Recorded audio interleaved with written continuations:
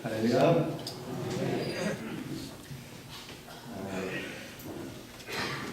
이 기간이 올해 2014년에 가장 연휴가 긴 황금 연휴가 있는 그런 거죠. 많은 사람들이 출타를 하더라고요. 해외여행도 많이 가시고.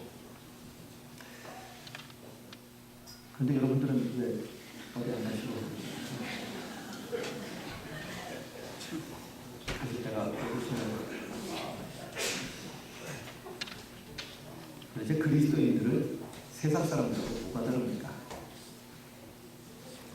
우리가 그리스도인인 우리는 세상 사람들하고 무엇이 다릅니까?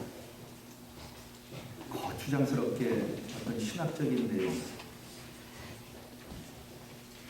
세상 사람들한테 얘기해도 그들이 이해하지 못하는 그런 어떤 영적인 얘기, 이거 이전에 어디를 가고 거기서 무엇을 하고 무슨 생각을 갖고 사는지를 보면 압니다. 우리는 그리스도인이기에 이 황금 연휴에 다른 곳에 있지 않냐고 이곳에 있습니다. 바로 이 작은 우리의 이 예배의 행위가 하나님 앞에 더욱더 빛나게, 제가 그리스도입니다, 제가 하나님의 자녀입니다, 제가 예배자입니다, 이것을 증명해 보이는 몸짓이겠죠.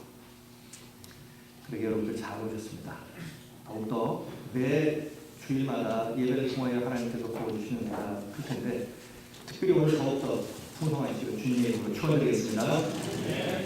오늘 본에 보면 우리 주님께서 이상하게 여긴 사람들이 나옵니다. 우리 주님이 이상하게 생각하시면 그것은 이상합니다. 사람들의 기준은 틀립니다. 나는 정상인 것 같은데 저 사람이 생각할 때는 비정상인 것도 있고요. 나는 비정상인 것 같은데 저 사람들이 생각하기에 정상인 것도 있어요. 지금 우리나라가 어떻습니까? 정상인 것 같은데 비정상인 것, 비정상이 정상인 것처럼 여겨지고 삽니다. 사회 시스템이 분명 비정상인데 정상처럼 돌아가고 있어요. 많은 이야기들을 합니다, 나라에 대해서. 그런데 저는 이런 생각을 가지고 봅니다. 그래도 우리 대한민국에 저는 소망을 갖고 싶어요. 왜냐하면 그래도 이 나라를 붙잡고 기도하는 대한민국의 교회들이 있기 때문인 줄 믿습니다. 그 교회들이 이 땅에 존재하고 있는 한, 그리고 그리스도인들이 새벽마다 이 나라의 민족을 위해서 기도하고 있는 한, 비정상이 정상인 것처럼 돌아가고 있는 이 상황에도 우리 대한민국에는 소망이 있다고 저는 믿습니다. 소망을 갖고 싶어요. 그리고 그 소망대로 또 우리의 기도대로 이 나라가 변화되는 역사가 있을 것입니다. 분명 우리 주님은 비정상이다, 이상하다 하는 것은 그 뭔가가 이상한 거예요. 그런데 우리 주님께서 이상하다고 여긴 말씀하시는 사람들이 누구냐면 우리 예수님이 성장하셨던 나사렛에 사는 사람들이었습니다. 나사렛이라고 하는 것은 우리 예수님이 성장하신 곳이죠. 그러니까 어릴 때부터 이곳에 있는 사람들은 예수님하고 다 아는 사람들이에요. 나사렛은 조그마한 곳입니다. 갈릴리의 서쪽에 있는 이런 야산이 있는 그런 산악지대, 아주 노두 산악지대는 아니지만 산지에 있는 그러한 조만한 마을이에요. 그러니까 그 동네에 있는 모든 사람들은 다 알고 지낼 수 있을 만큼 그렇게 작은 곳이었어요. 예수님이 누군지, 어느 집에 누가 사는지 다 아는 그런 곳이었어요. 그런데 희한하게 그곳에 있는 사람들을 향하여 우리 예수님은 옛 정도 있었고 같이 자라고 그 어떤 추억도 있었을 텐데 그 사람들을 보면서 이상적이었어요. 우리 예수님이 나사렛 회당에 들어가셔서 이제 말씀을 가르치십니다. 그때 당시의 회당은요, 누구든지 그 회당에 가서 이 앞에 서서 이제 도로마리 성경을 펴서 읽고 강론할 수가 있었습니다. 따로 설교자가 없었어요. 그래서 누구든지 자기가 성령의 감동을 받으면 나가서 회당 앞에 이렇게 나와서 말씀을 읽고 그 말씀을 감동할 수 있었습니다. 그런데 그날은 예수님께서 쓰셨어요. 그리고 그분이 피신 곳은 바로 이사야서 61장의 말씀입니다. 그리고 거기서 언급하는 바로 그이가 당신, 예수는 당신임을 말씀했어요. 예수님의 이 가르침을 받은 이 나사렛 사람들의 반응이 어땠냐? 오늘 보면 2절 3절에 보니까 이렇게 말합니다. 안식일에 대해 회당에서 가르치시니 많은 사람이 듣고 놀라이되 이 사람이 어디서 이런 것을 얻느냐? 이 사람이 받은 지혜와 그 손으로 이루어지는 이런 권능이 어찌 됨이냐? 이 사람이 마리아의 아들 목수가 아니냐? 야고보와 요셉과 유다와 시몬의 형제가 아니냐? 그 누이들이 우리와 함께 여기 있지 않느냐? 하고 예수를 배척했어요. 자, 보시죠. 도대체 이 지혜가 어디서 나왔느냐? 와, 이 권능이 도대체 어디서 나왔느냐? 지금까지 우리가 듣지도 못하고 경험하지 못했던 이 말씀과 이 권능을 행하는구나, 대단하구나. 그리고 이 사람이 누구냐? 우리가 다 알고 있는 사람 아니냐? 우리와 옛날 그 추억이 있는 사람, 옛날 우리와 그 어떤 히스토리가 있는 사람, 우리와 친분이 있는 사람 아니냐? 그런데 문제는 배척을 해버리더라는 거죠. 예점을 봐서라도 대단합니다, 이야 대단하구나 할 텐데 오히려 배척을 합니다. 그게 희한하죠. 자, 그럼 왜 이들은 예수님을 받아들이지 않았느냐 하는 겁니다. 이런 거겠죠. 제가 아는 분 중 가운데 이런 분도 계세요. 자기가 자라는 고향교회가 있습니다. 그 고향교회에서 이제 어린 시절을 보내고 이제 청장년 시절을 보내고 이제 신학을 했어요. 그리고 이제 다른 곳에서 사역을 하다가 이제 전도사 시절 보내고 목사 안수를 받았습니다. 그리고 그 교회에서 이제 부목사로 천명을 받아서 그 교회, 자기 그 모교회에 가서 이제 부목사로 사역을 합니다. 그런데 문제는 어릴 때부터 그 사람을 봤던, 그 목사님을 봤던 연세가 아내신 분들, 또 친구들, 아무튼 목사라고 불러주는 거, 야! 하고 이름 부르는 거예요. 그래서 한 3개월, 6개월, 한 1년은 그렇겠지 해가지고 좀 지나면 나겠지, 안 바뀌는 겁니다. 그래도 목사님인데, 그럼 그렇지가 아니라, 이거 내가 얘를 갖다가 말이지, 깐난하기 때부터 내가 이렇게 하는 거예요. 그게 무슨 목회가 되겠습니까? 목회가 안 되는 거죠. 이와 똑같은 일이 안 되느냐는 거예요. 예수님 어릴 때부터 다 보고 자라는 사람들이 다 같이 뒤섞여서 니네 하면서 자랐어요. 그러니 이 사람들이 네가 뭘 이렇게 되는 겁니다. 권능을 행하고 능력의 말씀을 전해도 이 사람들이 받아들이질 않는 거예요. 배척해버립니다. 이상이 여기셨어요. 자, 그런데 다른 동네 사람들은 달랐다는 거예요. 한 곳에 예를 든다면 가버나움, 지금 나사렛도 이 갈릴리 서쪽에 있습니다. 그리고 이 가버나움은 갈릴리 북쪽에 있어요. 이 가버나움에서는 그 일이 일어나지 않았습니다. 이 갈릴리 북쪽에 있는 이 가버나움에서는 중풍병자, 나환자, 그 다음에 혈류병을 앓는 여인, 아픈 딸을 둔 회당장 야이로 귀신 들린 사람들, 아무튼 예수님이 오셨다고 하니까 몰려듭니다. 마태복음 4장 23절에 보면 그들의 모습을 이렇게 기록하고 있어요. 각종 병에 걸려서 고통당하는 자, 귀신 들린 자, 간질하는 자, 중풍병자를 데리고 오니 그들을 고치시더라. 수많은 무리가 예수님을 따라요. 가는 곳마다 예수님이 가는 곳마다 사람들이 따릅니다. 그런데 희한하게 이 나사렛 사람들은 주님의 가르침을 배척합니다. 받아들이지 아니했다는 거예요. 이러한 것을 보면서 우리 주님은 6절에 보니까 그들을 이상히 여기신 거예요. 여기 이런 현상이 벌어집니다. 나사렛 사람들은 예수님을 이상하게 여기고 예수님은 그 나사렛 사람들을 또한 이상하게 여기셨어요. 서로 이상하게 여기고. 자, 그럼 왜 우리 주님은 이 나사렛 사람들을 이상하게 여겼느냐? 우리 주님의 공생의 기간 동안 이렇게 쭉 보면 우리 주님의 가르침을 받은 사람들은 누구 할 것 없이 그 가르침을 받고 믿었습니다. 그들은 놀라운 가르침을 받고 믿고 예수님을 따랐어요. 그런데 이 나사렛 사람들은 이 놀라운 가르침을 받았음에도 불구하고 믿지 않았다는 거예요. 주님의 그 능력을 본 사람들은 다 문제를 해결받고 그랬는데 이 나사렛 사람들은 예수님의 그 능력을 보았음에도 불구하고 예수님께 나오지 않다는 거예요. 여러분 지금도 그렇습니다. 지극히 정상인 것 같은데 그렇지 않고 이상한 일들이 있어요. 뭐냐면 충분히 오랫동안 교회를 다녔음에도 불구하고 여전히 믿음이 없는 것, 이상한 일입니다. 우리 주님을 믿고 변하는 사람들은 수없이 왔음에도 불구하고 그 사람들의 간증을 수없이 들었음에도 불구하고 여전히 예수님께 나오지 않는 것, 이것도 이상한 겁니다. 지금까지 수많은 은혜와 복을 받았음에도 불구하고 아직도 우리 주님 앞에 헌신하지 못하는 것, 이것도 이상한 거예요. 그런데 여러분, 믿음이 없어서 주님이 이상하게 여기는 사람이 되는 것, 이것은 그것으로 끝나는 것이 아닙니다. 심각한 그 다음에 어떤 문제가 옵니다.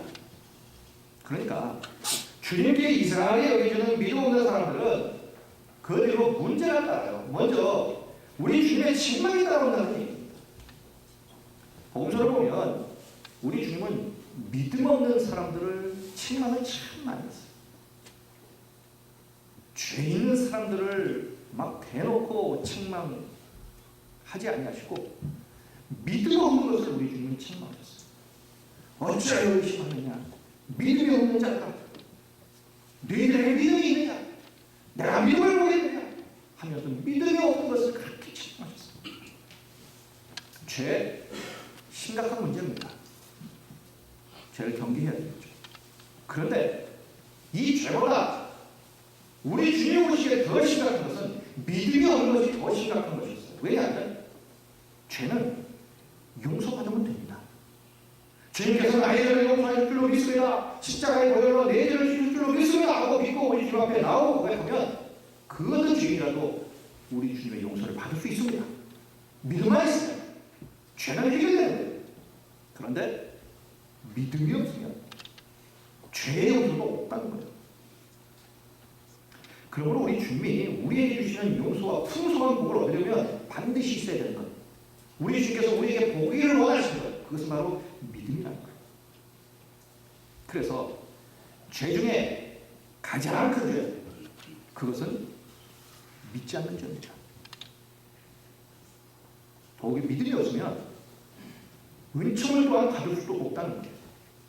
오늘 5절 말씀 보니까 거기서는 아무 권능도 행하실 수 없어 다만 소수의 병자에게 안수하여 고치실 뿐이었다. 우리 주님은 치유자로 이 세상에 오셨어요. 그래서 우리 주님을 만나 주님을 영접하고 주님께 나아가는 사람은 다 고침을 받았습니다. 그런데 모든 사람들이 다 그 은총을 얻는 것이 아니에요. 세상의 모든 사람들은 하나님의 은총 아래에 있습니다. 예외자가 없어요. 벗어난 자가 없습니다. 그럼에도 불구하고 이 하나님의 은총을 누리지 못하는 자들이 있어요. 다 하는 것이 아니라는 거죠. 바로 믿음, 그 믿음으로 나오는 사람만이 주님의 은총을 얻게 됩니다.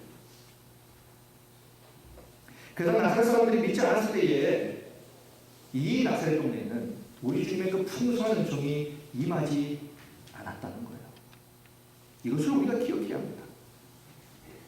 그러니까 우리는요, 주님의 은총의 역사를 경험할 믿음의 사람이 되는 것, 이것이 정말 중요한 걸 우리는 다시금 깨달아야 합니다. 왜냐하면 이 세상, 하나님의 은혜 없이는 살 수 없는 그런 세상이기 때문에 그렇다는 거예요. 사람을 보면 우리의 능력과 힘으로 산다고 합니다. 그런데 정말 우리의 힘과 능력으로 살아지지 않는 거예요. 내 인생의 계획을 세웁니다. 1년짜리, 5년짜리, 10년짜리, 평생짜리 계획을 세웁니다. 계획대로 된다면 얼마나 좋겠습니까? 안 되는 문제죠. 처음에 시작할 때 거쳐가기 시작합니다. 대단한 일이 일어날 것처럼 여깁니다. 그렇게 기대합니다. 그런데 그렇게 되지 않는 거예요. 우리가 새벽부터 밤늦게까지 정말 열심히 애를 씁니다. 정말 열심히 부지런하게 살지 않습니까? 그렇다면 그렇게 그렇게 되어야 되는데 안 된다는 거예요. 한 달씩은 일하고 내가 한 달 동안 얼마나 벌었고 했는지 우리가 정산을 해보면 마이너스 안 되게 다행입니다. 이런 걸 보면 마음이 씁쓸합니다. 내 인생인데 내 마음대로 안 되는 거예요. 내 인생을 내가 계획해서 사는데도 내 마음대로 안 되는 거예요. 내 뜻대로 내 계획대로 된다고 얼마나 좋겠습니까만 그게 아닌 것이 또한 우리의 인생이라는 거예요. 그래서 사람들은 말을 합니다. 인생에 답이 없다. 왜요? 그 사람들이 보기에는 하도 많은 경우의 수가 있기 때문에 어떻게 답인지 모르는 거예요. 아무리 계획을 철저하게 잘 세워도 안 되는 겁니다. 그대로 되면 되는데 아닌 거예요. 여러분 분명한 것은요. 믿음은 행동을 가져옵니다. 왜냐하면 믿음에는 능력이기 때문에. 그리고 그 행동을 하면 반드시 결과가 만들어진다는 거예요. 쉽게 말씀드리면 우리가 은혜를 믿으면요. 우리는 은행에 돈을 맡길 수 있어요. 저축을 하는 거예요. 이렇게 저축을 하면 반드시 발생하는 것이 있습니다. 그것은 바로 이자가 발생합니다. 이자를 얻을 수 있습니다. 이처럼 믿음 역시 주님의 풍성한 은혜를 이끌어낼 수 있는 것이에요. 그러기에 우리에게 정말 필요한 것, 그것은 믿음으로 우리 주님께 나가는 겁니다. 믿음으로 주님만을 의지하는 겁니다. 믿음으로 주님께 구하는 겁니다. 믿고 나가고 맡기고 구하면 반드시 우리 주님의 풍성한 은혜를 우리가 누리게 된다는 거예요. 믿음의 결과로 고침도 받고 해결도 되고 누리고 받을 수 있게 된다는 겁니다. 자, 오늘 보면요 소수의 병자들이 나와요. 소수의 병자들 5절 다시 보면 그렇죠.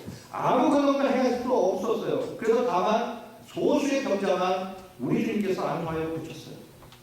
이 소수의 병자들, 우리 주님으로 말미암아 고침받은 이 소수의 병자들, 이 사람들 가만 보면 대단한 사람들이에요. 왜냐하면 이 나사렛이라는 동네는 아예 근본적으로 불신앙적인 분위기가 팽배했던 곳이었어요. 예수님을 배척하는 곳이었어요. 예수님을 무시하는 곳이었어요. 이런 곳에서 이 소수의 병자들은 예수님을 영접하고 믿었다는 사실이에요. 여러분, 집안에서 나 혼자 믿는 것처럼 참 힘든 게 없습니다. 그거 대단히 어려운 거예요. 그 사이에서 믿음을 지킨다는 것, 그거 굉장히 힘듭니다.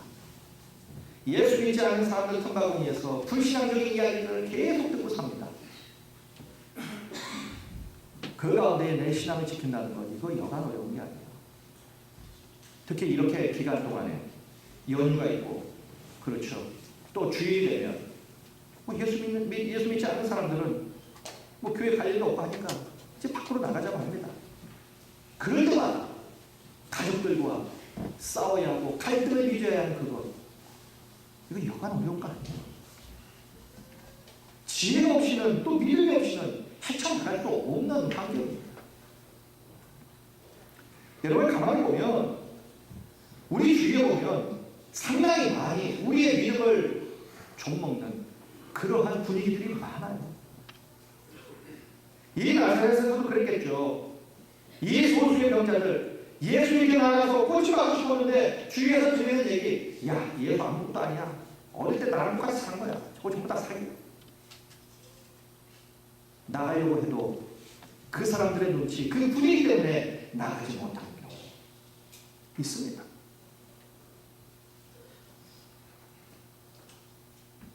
직장에서도 그래요. 직장 분위기가 워낙 불신앙적인 분위기면 내가 교회 다니고 예수 믿는다 말을 못합니다. 눈치를 보는 거죠. 그래서 예수님을 만나 병을 고쳐진, 이 병을 고침받은 이 소수의 병자들은 대단한 사람들입니다. 이 불신앙적인 분위기 속에도 불구하고 주위에서 여러 가지 많은 이야기를 하고 말리고 하고 하는 이런 분위기 가운데서도 용기 있게 그들은 주님께 나갔고 그 믿음의 결과로 그들은 고침을 받았다는 거예요. 그리고 믿음으로 주님께 나온 사람들에게 우리 주님은 이렇게 말씀하시죠. 내 믿음이 너를 구원하였으니 평안히 가라. 그들은 주님을 믿지 못하게 만드는 모든 요소들을 극복하고 믿음을 가지고 우리에게 나오자 그들이 그렇게 원했던 치유의 은총을 받아 누리게 된 겁니다. 저희들의 삶, 저희들의 환경은 어떻습니까? 이 나라는 또 어떻습니까? 우리의 삶의 현장에서 우리의 믿음을 약화시키는 요소들이 얼마나 많습니까? 우리의 믿음을 까먹는 요소들이 얼마나 많습니까? 불신앙적인 말들이 얼마나 많습니까? 우리로 하여금 하나님의 은혜의 발전을 상실하게 만드는 그런 일들이 얼마나 많습니까? 믿음의 삶을 살지 못하게 하는 것들이 얼마나 많습니까? 수많은 이야기들이 불신앙적인 이야기로 가득 차고 내 귀에 들리고 요즘 가만히 보면 그래서 정상인 것이 아닌 것이 정상처럼 여겨지며 사는 것이 얼마나 많은지 우리의 신앙으로 보면 이건 정상이 아니에요. 근데 정상으로 여기고 사는 거예요. 너도 정상처럼 여기고 나도 정상처럼 여기고 예수님은 우리에게 정상이라고 강요하고 그 속이다 보니까 나도 모르는 사이에 비정상이 정상으로 여겨지는 이런 삶을 살고 있는 거예요. 그 가운데서 믿음을 지킨다는 것 이건 대단한 일입니다. 이런 상황 속에서 우리가 주님께로 나아가는 길, 이 길을 가로막는 그 불신앙적인 요소들을 다 극복하고 주여 내가 믿습니다 하고 나가면 우리의 삶에도 믿음의 기적은 반드시 일어나게 될 줄로 믿습니다. 오늘 본문 말씀을 보십시오. 우리 주님께서 나사렛 사람들 앞에서 말씀을 전하고 능력을 행하고 했습니다. 모든 사람들이 똑같은 말씀을 들었고 똑같은 능력을 보았습니다. 그럼에도 그 주님의 말씀의 능력을 경험하고 우리 주님의 은혜를 입었던 사람들은 소수였다는 거예요. 이 차이가 뭐냐? 믿음의 차이입니다. 그렇다면 사람들이 잘 믿지 못하는 그래서 의심하는 이유가 그러면 무엇입니까? 가만 보면 그래요. 너무 많은 불신앙 때문에 그렇습니다. 믿을 수 없는 일들이 세상에 너무너무 많기 때문에 그래요. 그들도 우리가 또 경험을 했기 때문에 그렇습니다. 지금까지 사시면서 배신을 한번 당해보신 적이 있으십니까? 이런 것을 당해보면 사람을 쉽게 믿지 않습니다. 믿음이라고 하는 것이 그렇게 허망할 필요가 없어요. 동업을 하든지 돈거래를 하든지 처음에는 척척같이 약속을 하죠. 간섭게 다 빼줄 것처럼 합니다. 세상을 넘어져도 이 약속은 내가 꼭 지킬 거라고 다짐을 합니다. 그러나 그 약속과 다짐이 정말로 끝까지 잘 지켜지느냐? 돌려받아야 될 돈 다 돌아왔습니까? 줘야 할 돈 다 주셨습니까? 그게 안 되다 보니까 사람 있고 돈 있고 마음 있고 정 있고 다 이러고 세상이 이러다 보니까 사람들 마음속에는 믿을 사람이 없다는 거죠. 불신이 팽배합니다. 콩으로 매주를 쓴다 해도 안 믿어요. 제가 이렇게 말씀드리면 사람에 대해서 너무 비관적인 생각이 아니냐 하실 겁니다. 하지만 저는요 사람을 불신하고 지금 이런 말씀을 드리는 것이 아닙니다. 단지 사람은 우리의 신뢰의 대상이 아니라는 것을 말씀드리고 싶은 거예요. 사람은 신뢰의 대상이 아니라 사랑의 대상일 뿐이에요. 사람은 누구든지 약속을 못 지킬 가능성을 항상 내재하고 사는 존재예요. 나는 지키고 싶은데 내 환경이 지키지 못하도록 만드는 일들이 얼마나 많은지 몰라요. 나는 노력하고 싶어요. 근데 환경이 그렇게 안 되는 거예요. 그럴 때가 얼마나 많습니까? 그러기에 믿는다 라고 할 때에 그 믿음의 대상은 하나님께만 두시라는 거예요. 기독교 신앙은요 사람에 대해서 말하는 것이 아닙니다. 사람을 창조하신 하나님에 대해서 말씀하는 거예요. 기독교 신앙은 믿음의 대상을 사람이 아니라 절대자이신 하나님을 믿음의 대상으로 여기는 거예요. 그렇게 규정하고 있는 거예요. 그래서 우리는 처음부터 마지막까지 오직 우리의 믿음의 대상을 하나님께 두어야 한다. 그렇다고 제가 사람들을 불신하라고 말씀드리는 건 절대 아닙니다. 사람은 항상 약속을 어기지 못할 가능성을 항상 내재하고 있다는 것, 이것을 우리가 꼭 아셔야 된다. 주님에게는 우리의 모든 것을 다 드려서 믿을 만한 존재가 없다는 거죠. 주님만이 우리의 믿음을 절대로 실망시키지 않는 유일한 분입니다. 그러기에 어떤 일을 만나도 오직 주님께 믿음으로 나오셔야 합니다. 우리 주님께 나오는 우리의 이 믿음은 하나님 앞에서 절대로 부도수표가 아닐 거예요. 반드시 하나님은 그 믿음에 합당한 것을 우리에게 채워주시는 은혜를 분명 베풀어 주실 겁니다. 여러분, 지금 사회를 보면 정말 그렇습니다. 꼭 나사렛 같아요. 예수님을 믿지 못하는, 불신이 풍대한, 예수님을 배척하는 이러한 믿음이 없는 것이 오히려 당연시 여겨지는 나사렛과 같은 것이 지금 우리의 이 사회가 아닌가 싶어요. 믿고 주님께 나오는 것이 오히려 이상하게 보일 정도로. 그러나 기억하십시오. 주님은 믿음이 없는 것을 이상하게 여기셨다는 사실. 우리 주님이 이상하게 여기신 것은 그것은 이상한 거예요. 그것은 정상이 아닌 거예요. 뿐만 아니라 믿음은 장차 천국문에서만 빛을 발하는 것이 아니라 이 세상에서 우리 하나님의 그 풍성한 은혜와 축복을 받아들이는 비결이기도 하다는 거예요. 지금 우리나라의 이 배 때문에 지금 굉장히 지금 혼란스럽고 참 마음이 많이 아픕니다. 저도 가만히 앉아있다가 그 생각을 하면 저도 모르게 울컥하면서 눈물이 납니다. 이 배라고 하는 것이 그렇죠. 옛날 임진왜란 때 이렇게 보면 우리 선조들이 타고 다니면서 이 전쟁을 했던 이 배를 보면 그렇습니다. 배 밑바닥에는 노를 젓는 병사들이 있어요. 이 병사들은 밖이 보이지 않습니다. 밖에 무슨 일이 일어나는지 몰라요. 앞이 어디고 어디로 가는지 모르고 아무튼 노만 있었습니다. 그리고 그 배의 운항과 그리고 전투를 지휘하는 장수는 갑판 맨 꼭대기에 있어요. 전투 상황에 따라서 배를 빨리 몰거나 늦게 몰거나 하는 명령, 그것은 갑판 위에 있는 장수가 내립니다.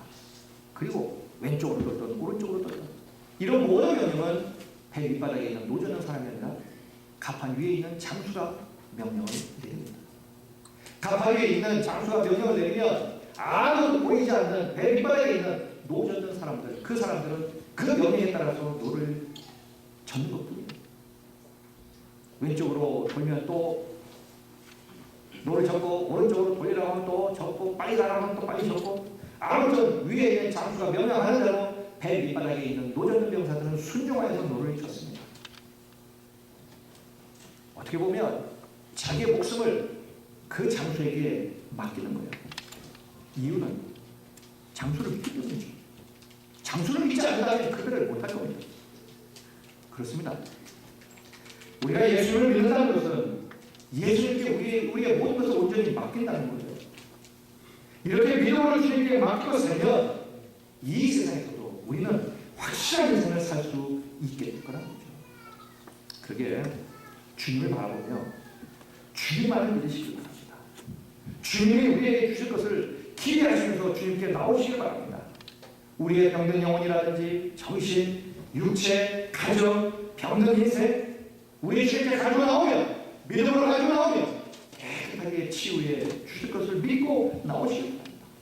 그리고 그 믿음대로 되죠 라고 하는 이 주님의 음성, 이 음성 그대로 우리가 믿음을 가지고 나오면 우리 주님의 역사를 우리는 분명 경험하게 될 줄로 믿습니다. 그래서 요한일서 5장 4절은 이렇게 말씀합니다. 무릇 하나님께로부터 난 자마다 세상을 이기니까 세상을 이기는 승리는 이것이니 우리의 믿음이니라. 믿음이 이기는 겁니다. 그러게 우리 주님의 능력, 그 주님의 역사심을 경험하려면 믿음으로 나가고 주님을 붙잡아야 한다는 거죠. 우리가 비행기를 타면 퍼스트 클래스나 아니면 비즈니스 클래스를 타는 분들, 이분들 외에 그 비행기 뒤쪽에 있는 이코노미 클래스를 타시는 분들, 이분들의 생각은 이 비행기를 딱 타면 이제 제일 먼저 고려되는 것이 이 자리일 거예요. 왜냐하면 좁기 때문입니다. 뭐 한두 시간, 3시간 이렇게 가는 거리가 괜찮겠지만 멀리 가는 거리 같으면 비행기 안에서 그 10시간 이상 있다는 것이 이게 보통 고역이 아니에요. 그래서 자리가 일단 좀 좋아야 합니다. 그래서 저만도요, 비행기를 타러 이제 공항에 가면 전 좀 일찍 갑니다. 다른 사람보다 좀 일찍 가는 이유가 있어요. 그것은 자리 때문입니다. 가서 이제 짐을 붙이면서 제가 꼭 이 자리를 달라고 이야기를 합니다. 그 자리가 어디냐면 벌크헤드라는 자리예요. 벌크헤드는 어디냐면 비행기 입구입니다. 입구. 비행기 입구는 사람들이 왔다 갔다 하는 곳이기 때문에 자리가 넓어요. 누워가도 될 만큼 넓습니다. 그래서 제가 꼭 벌크헤드 자리를 달라고 합니다. 그런데 벌크헤드 자리는 아무한테나 안 줘요. 꼭 물어봅니다. 자리가 없으면 그만인데 자리가 있으면 꼭 물어봅니다. 근데 우리나라 비행기를 타봤는데 한 번도 안 물어보는 것 같아요. 외국 항공사에서 꼭 물어봅니다. 3가지 물어봅니다. 첫째, 영어를 할 줄 아느냐. 둘째, 만약에 사고가 나면 네가 승무원을 구해서 다른 승객들은 먼저 탈출시킬 거냐. 그리고 마지막 3번째, 그리고 너는 우리와 함께 맨 마지막에 탈출할 거냐. 3가지 물어봅니다. 내가 그렇게 하마 그러면 그 자리를 줍니다. 넓어요. 그 자리를 꼭 달라고 그럽니다. 제가 몇 년 전에 싱가포르 회의 때문에 싱가포르 갈 일이 있었는데 역시 마찬가지로 달라고 했습니다. 그 타고 간 비행기가 이제 우리나라 비행기가 아니었어요. 외국 비행기였습니다. 없었어요. 그래서 아무튼 그냥 창가 쪽으로 달라고 해서 갔습니다. 그래서 앉으면서 마음속으로 기도합니다. 왜? 옆에 편안한 사람이 앉아야 됩니까? 근데 큰 분이 한 분 이렇게 걸어 들어오십니다. 근데 왠지 불길한 생각이 들었어요. 혹시, 역시 혹시가 역시였습니다. 이렇게 들어오시더니 이 암레스트 있죠? 팔걸이를 쭉 올리더니만 앉으시는 거예요. 왜냐하면 이걸 못 앉으시니까 이렇게 올려가지고 앉았습니다. 아, 제가 똑바로 보자고 창백이니까 이쪽에서 이렇게 앉았어요. 그리고 1시간 정도 봤어요. 아, 너무 힘들어요. 허리가 아프고. 그래서 제가 밖으로 나갔습니다. 가서 승무원한테 내가 사실 허리도 안 좋고 허리가 많이 아파서 앉기에 내가 대단히 불편한데 뒤에 혹시 자리 있느냐 그랬더니 자리 있다면 내가 거기 가서 좀 앉아도 되겠냐. 거기 뒤에 가서 앉으라고 그러더라고요. 그래서 뒤에 가서 제가 앉았습니다. 똑같은 자리예요. 그런데 허리를 똑바로 펴고 뒤로 이빨이 다 제껴서 편하게 이제 나머지 시간을 갔습니다. 얼마나 편한지 모르겠어요. 자, 제가 이렇게 앉아서 가면서 제가 이런 생각을 했습니다. 야, 똑같은 자리인데 이 허리를 의자에다가 다 기대고 쭉 펴고 앉으니까 이렇게 편하구나. 그러면서 이런 생각을 해봤습니다. 우리가 신앙생활하면서 조금만 더 우리 주님께 맡기고 살면 어떨까? 조금만 더 우리 주님께 기대며 살면 어떨까? 조금만 더 우리 주님께 달라붙어 살면 어떨까? 그러면 이렇게 요거만 더 이렇게 해서 이렇게 편한데 우리 주님께 조금만 더 맡기고 살면 얼마나 우리의 삶에 평강이 넘칠까? 그 생각을 해봤습니다. 사랑하는 성도 여러분, 혹시 우리의 삶에서 조금 더 얻었다고 속상해하고 조금 더 얻었다고 기뻐하고 우리의 상황 환경 속에서 조금씩 변하는 이 상황 때문에 울고 웃고 기뻐하고 슬프고 하지 않습니까? 이렇게 좀 얄팍한 삶, 무게 없는 삶, 이런 삶 살고 있는 것은 아닙니까? 주님께 맡기시고 조금만 더 주님께 의지하고 조금만 더 주님을 붙잡으면 그렇게 바람이 잎사귀 날리듯이 그런 인생 안 살아도 됩니다. 풍랑 속에서도 배고물에서 주무시는 그 주님의 평강을 가지고 우리도 충분히 살 수 있게 되는 거예요. 왜일까? 우리의 인생은 주님이 붙드시기 때문인 줄로 믿습니다. 주님께 조금만 더 가까이 나와 주님께 붙잡으면 조금만 더 주님께 기대고 맡기면 조금만 더 우리 주님께 나의 모든 것을 드리면 우리의 문제 사라지고 우리의 아픔 치유되고 우리 주님의 말씀대로 쉼을 누리는 그런 복된 삶을 살게 될 줄로 믿습니다. 조그마한 바람에도 흔들리는 그런 잎사귀 같은 인생이 아니라 풍랑이 와도 흔들리지 않는 그런 믿음의 삶을 살게 할 것입니다. 그래서 우리는요, 사람들의 상식의 세상에서 살고 있지만 우리의 삶, 믿음의 세계, 믿음의 차원에서 믿음의 역사를 경험하는 삶으로 세상 사람들에게는 이상한 사람들이지만 주님께는 지극히 강한 믿음의 삶을 누리며 승리하는 삶을 누리게 될 줄로 믿습니다. 이제 마지막으로 이 말씀만 드리겠습니다. 믿음이 이처럼 소중한 것이라면 다른 분들에게도 이 믿음의 기회를 드려야 하지 않겠습니까? 여러분, 우리만 믿으면 안 됩니다. 이 고귀한 믿음의 자리로 우리가 사랑하는 분들을 좀 초대했으면 좋겠습니다. 그래서 우리가 사랑하는 그 누구도 주님이 이상하게 여기시는 분이 한 사람도 없도록 했으면 좋겠습니다. 그처럼 사랑하는 분들에게 믿음의 기회를 좀 드리시길 바랍니다. 우리와 함께 믿게 되기를 기도합니다.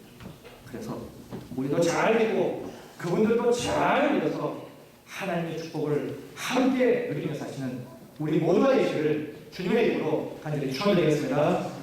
기도하시겠습니다.